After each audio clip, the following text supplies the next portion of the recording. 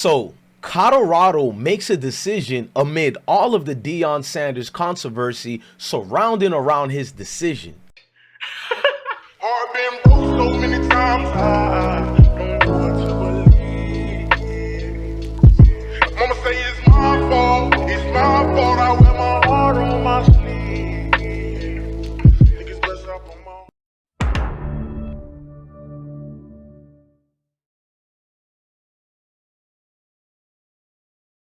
So we know a lot of things have changed in college football, such as the NIL collective. We know players can now engage with different businesses for their brands and get paid, but they had to go through overseers and collective NIL collectives, that is, to oversees that. And a lot of things were changed even after a change was made. Now, Judge Claudia Wilkins had made the final decision to change college sports for the long run. She basically got the ball rolling for college athletes to finally get paid by the school, not just the NIL deals and situations that are floating out there.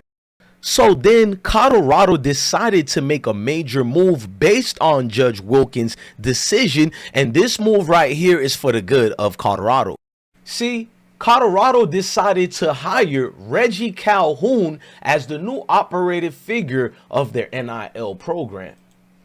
Now, Reggie, who was already part of the team, he got a bump, as far as you can call it, a promotion. And what's going on is we are discontinuing alliances with 5430 Alliance this past week after 10 months of its inception. It has been a total failure. I'll give my synopsis on that later. Now, we know 5430 Alliance was one of the programs that helped supposedly Colorado, but as news came out and about, a lot of people attached to the program and a lot of people with recruiting services affiliations have all said that this Alliance 5430 program has been a failure based on the amount of money they failed to provide for NIL and transfers or whatnot. But Reggie Calhoun seems to be the part that can fit and change the landscapes of things. Reggie has been around for a minute now. He has been producing change since he got these titles, but this is more than a title, as they told him. Now, his mind is very intelligent, but there are a lot of things that we need to talk about Reggie and things that didn't happen last year. Now, Reggie, there's been a lot of negative things said about you leading this 5430 situation, and a lot of things have failed to meet what people would expect a coach like Deion Sanders to get. But my only thing is, maybe Reggie didn't have a lot of power and structure being the director of that alliance. Now he has a different title that's more than a title. Hopefully he could change things at Boulder, because we know they're very cheap over there, allegedly. A lot of people don't want to admit this, but they're nickel and diming when it comes to Coach Prime changing and revamping Colorado Boulder with this new change in collective of getting over $21 to $22 million to pay players. Now I can literally see the landscape of football changing for everybody, not just Colorado football. Now, the school made sure to explain why they hired Reggie, about his feedback, his ability to grab software and approach. These were the reasons they gave him. You guys can pause and read the statement that Reggie would explain and his appreciative situation towards this new promotion and found position. I mean, I really think this is because Deion Sanders was getting ready to go to Cowboys, although I do believe he's staying in Boulder, but a lot of change are happening because of negotiations. And if you look into it further deeper, these are the moves that Colorado think would absolutely keep Deion Sanders in town, and he won't be leaving for the bridges of the NFL. But I'm going to give you guys my opinion about everything, including Reggie, with respect. I'm going to give it. I need you guys to hit the like button. Now, this is nothing towards Reggie Calhoun, but me just being honest, these glorified positions do what?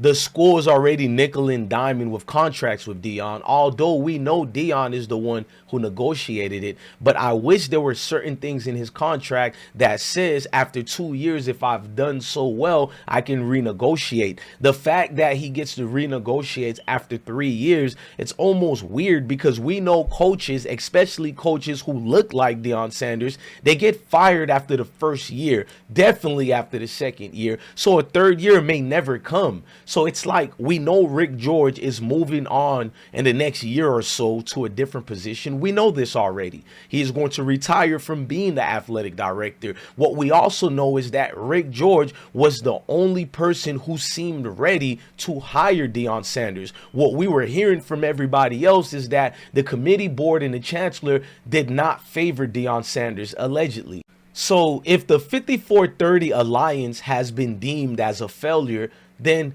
how can Reggie Calhoun operate the new standards of college football, which is going to be money the school accumulates, and the committee board decided, not the Colorado committee board, college football and Judge Wilkins decided that every school has to allocate $21 to $22 million to student athletes. And my thing is, how much is actually going towards the football teams? Because there's a lot of teams on these campuses that brings into zero or no money at all into the universities, such as your tennis, and we can keep going on from there. Are every player going to get paid the same? But what I do know is players will still be allowed to keep their NIL deals or whatnot. And hopefully this brings more income, but I see a lot of things that might push back. Will this stop the free-flowing funds of NIL deals? Will this allow college players to get too much money? Or will it be spread it out where players who are dominant, such as a Travis Hunter type of player, a Shador type of player, who are looking at it as they're the reason the school is getting money, why should they be compensated the same pay as a guy who's a third string who barely gets in? These are some of the things we have to look into. Now, Reggie Calhoun, melanated brother, I don't try to hate on people like that, but over here we do proper journalism and we speak truth. I am not at all thrilled or in this state of mind where, wow, the game has changed because we got Reggie Calhoun. All we did was move one chess piece up the board, but it was still one of the seamlessly, I don't want to be rude, but useless chess piece. But even with something that's useless to another person, it can always be a gain to someone like Deion Sanders because he's the head honcho. So I'm not out here to bash Reggie Calhoun. I'm looking at Colorado University as a whole. Was this really progress, or was it chess piece being moved around to help Deion Sanders' men so Deion could be more in favor of staying? Is this a cheapskate move so we can nickel and dime Deion continuously? Because I feel if negotiations aren't done properly and he isn't the top 3 highest paid coaches in college football, then what are we doing here? I'm just being honest with you guys. There is no way that Deion Sanders should not be, if not the highest paid, at least top 3 paid college football coach in college today. Because we've seen Labor or K-Bor, whatever Alabama's new coach name is. He left Washington for Alabama, and it's been an abysmal year. He is not Nick Saban. So clearly the rise of Alabama has been because of Nick Saban. And the rise of Colorado football, hell, the rise of college football being interesting again was because of Deion Sanders. People who don't even like Colorado, who hate Deion Sanders' gut, which is weird that they hate Colorado and hate Deion Sanders' guts, almost as if it's a personal thing, almost as if it's deeper than football, bigger than football, you know. Look, more props to Reggie Calhoun, more props to the college football players, but I only see this to have a situation to create more problems. But I have to fall back and wait to see what happens, because the mind of Deion Sanders never ceased to amaze us.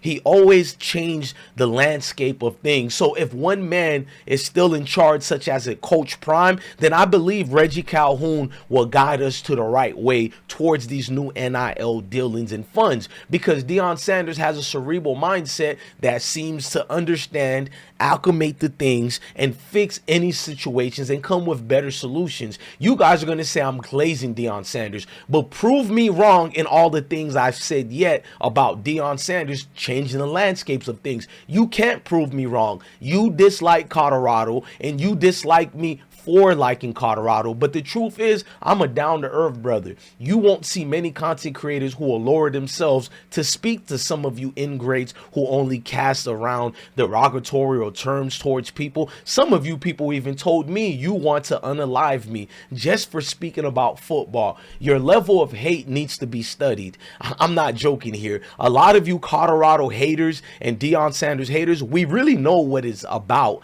If the sky is blue is true, it's always going to be because of this. But a lot of your anger, there has to be in the new journal Science out there a new case study on what makes one hate another for the small micronisms of reasons. But I digress. Look, I'm DJ Bless One, the best one. Love your family, love your kids, and stay blessed. Look, if you guys have something about this topic you want to talk about, go in the comment sections, type it up, and 9 out of 10 times DJ Bless One will pull up and respond back.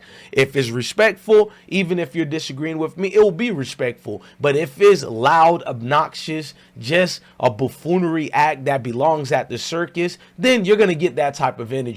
And when I match your energy, don't turn into Karen and start crying as if I'm the boogeyman. Well, certified boogeyman. Maybe I am the boogeyman. Shout out to Kendrick Lamar, man. I'm DJ Bless One, the best one. Love your family, love your kids. Always stay blessed. I've